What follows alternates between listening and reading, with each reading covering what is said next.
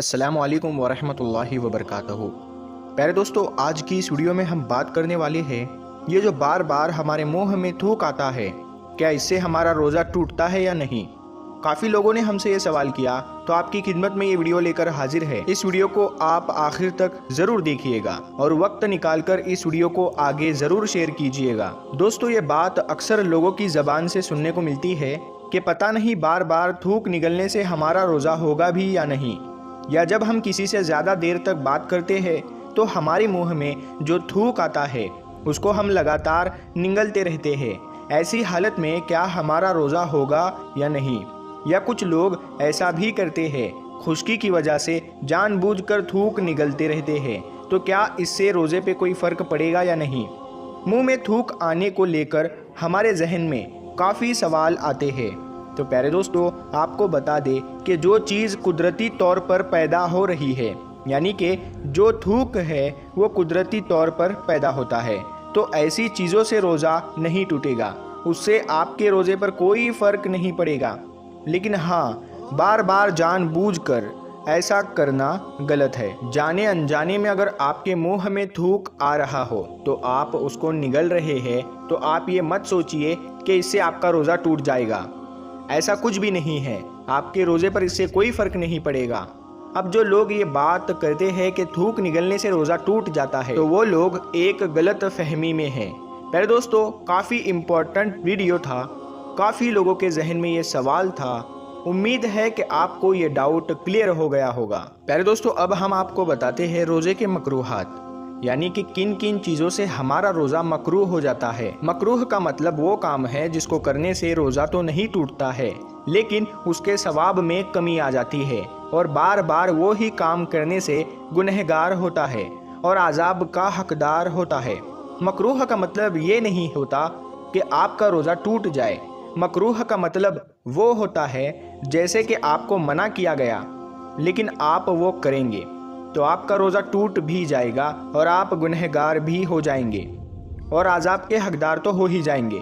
रोज़ा टूटने के कुछ मकरूहात जैसे झूठ बोलना, बदी, गीबत, चुगली करना, गाली देना, बेहुदा बातें करना, ये सब काम नाजायज़ गुनाह है और रोज़े में ऐसा करना और भी ज़्यादा गुनाह है। इन सभी चीज़ों से रोज़ा मकरूह हो जाता है और उसका नूर जाता रहता है। और बेज़रूरत किसी चीज़ को चखा या चबाया और थूक दिया, यानी कि हलक तक कोई हिस्सा नहीं गया, तो ऐसा करने से रोज़ा मकरूह हो जाता है, ना कि टूटता है। और अगर कोई हिस्सा गले से नीचे उतर गया तो रोज़ा टूट जाता है। मतलब कहने का ये है कि अगर आपने कोई चीज़ जिसकी ज़रूरत ही नहीं थी फालतू में ऐसे ही चबा लिया तो आपका रोज़ा मकरूह हो जाएगा। अगर आपके हलक तक उस चीज़ का जाना हुआ तो यानी हलक से नीचे उतरा, तो तब आपका रोज़ा टूट जाएगा। और खाना पकाने वाली औरत, यानी अगर उसका शोहर या उसका कोई मालिक हो जो बदमिजाज या जालिम है, तो वह खाना बनाते वक्त वो औरत नमक को चख सकती है, यानी जो वो सालन बना रही है, जो भी वो चीज़ बना रही है, वो उस चीज़ को चख सकती है, मगर शर्त ये है कि जैसे ही चखे फ़ौरन उसको थूक दे। अगर आप कोई ऐसी चीज़ खरीदने जा रहे हैं जिसको बगैर चखे अगर आपका नुकसान हो सकता है तो चख कर देख सकते हैं, लेकिन यहाँ पे भी वही हुक्म है कि उसे फ़ौरन थूक देना चाहिए। और बीवी को चूमना, गले लगाना रोज़े में मकरूह है, जबकि ये ख़तरा हो कि ऐसा करने से आप बेकाबू हो जाएंगे और अपने ऊपर कंट्रोल नहीं कर पाएंगे और हम बिस्तरी कर बैठेंगे। ऐसा सोचने से ही आपका रोज़ा मकरूह हो जाएगा।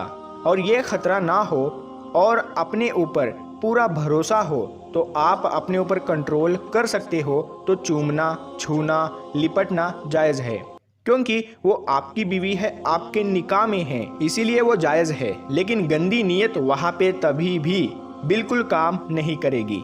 मगर अपनी नफ्स पर कभी भी भरोसा नहीं करना चाहिए।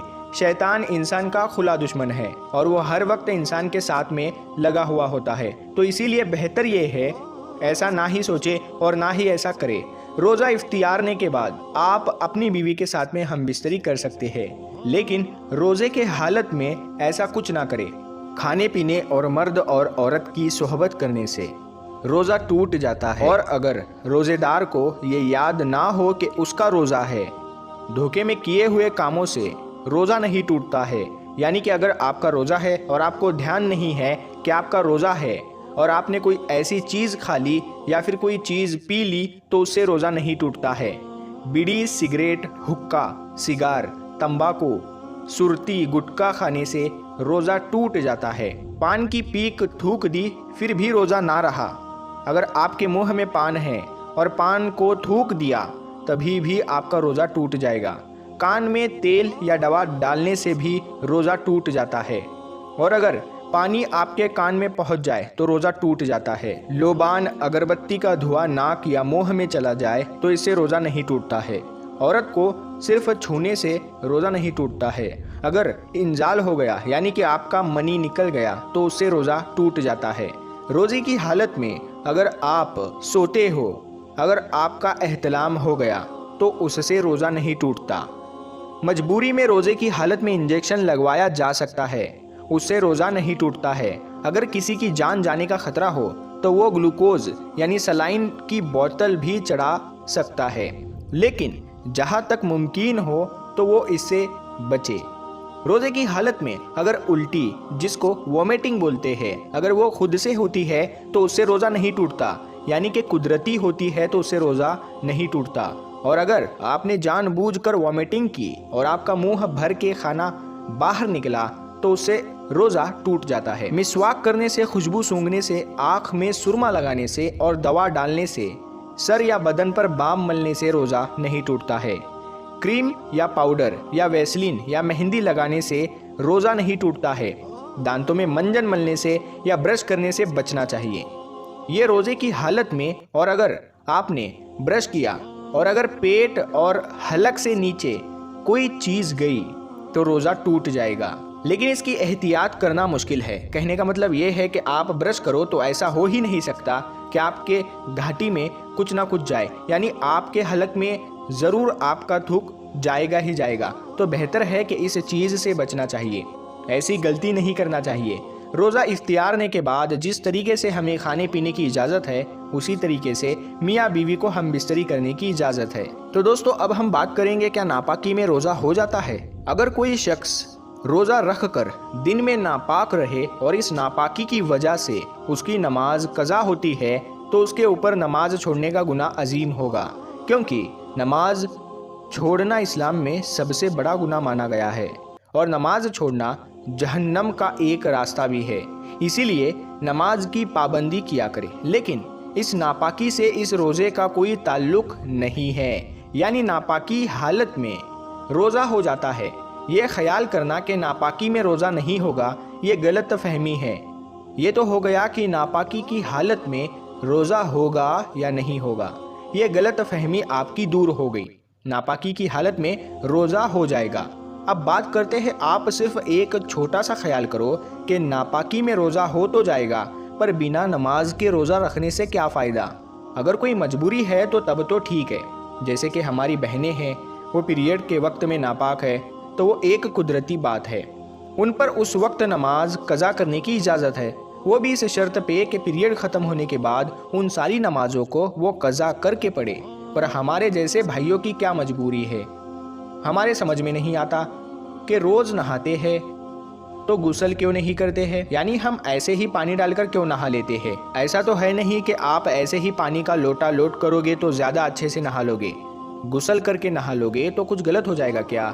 ये तो क्लियर हो गया, आपके जहन में घुस गया कि नापाकी की हालत में रोज़ा हो जाएगा, पर आपके दिमाग में ये नहीं घुसा कि आपका दिल गवाही देगा कि नापाकी की हालत में हम रोज़ा रखें और नमाजों को कज़ा करें। ऐसे रोज़े से क्या फ़ायदा, अभी तो यह खाली फाका हो गया। इसीलिए पाक रहा करें। नापाक रहना मोमिन की शान के खिलाफ है, क्योंकि इससे नमाज़ें कज़ा होती है। आप सोचो, अगर आप नापाक हो और नापाकी की हालत में आपको मौत आ जाए तो आप क्या अल्लाह को मुँह दिखाओगे। मौत का क्या पता, अभी हम घर से निकले, खुदा ना खास्ता कोई बात हो जाए, कोई एक्सीडेंट हो जाए या कुछ भी हो जाए। आजकल देख रहे हो अचानक मौतें ज़्यादातर बढ़ रही है, इसीलिए खुदा से डरो। अचानक कब्र में ऐसे जाओगे तो नापाक हालत में जाओगे तो सोचो क्या हाल होगा। अब कुछ लोग बोलेंगे कि नापाक हालत में कब्र में कैसे जाएंगे। मेरे भाई, जब आप नापाक होंगे, जब रूह कब्ज होगी, तो आपकी हालत तब नापाक ही होगी, यानी नापाकी की हालत में ही तो रूह कब्ज कर ली जाएगी। आजकल का मुसलमान पता नहीं कौन सी गलत फहमी में रह रहा है, पता नहीं कौन से घमंड में रह रहा है। सोच रहा है कि मुझे मरना ही नहीं है, ना मुझे अल्लाह को मुंह दिखाना है, बस दुनिया ही है, जो कुछ भी है कर लो, बस पैसा ही कमा लो, जितना भी कुछ भी कर लो, अचानक ही कोई इंतज़ाम ही नहीं है। टॉयलेट में जाते हैं और ऐसे ही उठकर चले आते हैं, ना इस्तिंजा करते हैं ना कुछ करते हैं। पता नहीं बाहर कौन सा बिजनेस चल रहा है कि इतनी जल्दी जल्दी रहती है, इस्तिंजा करने में पता नहीं कितना वक्त लग जाएगा। मजबूरी की बात और होती है, पर जानबूझ करके अगर नापाक रहना कितना बड़ा गुनाह हो गया। हमारा वीडियो बनाने का मकसद ये है कि अगर आप नापाक हो, अगर आपके दिमाग में ये मजबूरी में ख्याल आता हो कि हमारी नापाकी की वजह से रोज़ा नहीं होगा, हमारा वीडियो बनाने का मकसद ये है कि अगर आप मजबूरी में नापाक हो, अगर आपके दिमाग में ये ख्याल आता हो कि हमारी नापाकी की वजह से रोज़ा नहीं होगा, तो ये एक गलत फहमी है, इसको दिमाग से निकाल दे। नापाकी की वजह से अपना रोज़ा कज़ा ना करे। इस वीडियो ने अगर आपको कुछ सिखा दिया है और अगर आपके दिल को कुछ लगा हो और आपने कुछ सीखा हो, तो इसको अपने दोस्तों तक ज़रूर शेयर कीजिएगा, अपने तक ही मत रखिए। जितना आपने सीखा उतना दूसरों को ज़रूर बताइएगा, अल्लाह ताला इसका अज्र ज़रूर देगा। अच्छी बात को फैलाना नेकी है, और अगर आपका दिल हो तो इस वीडियो को शेयर कर देना, नहीं तो कोई बात नहीं। वीडियो पसंद आया हो तो इसे दिल से लाइक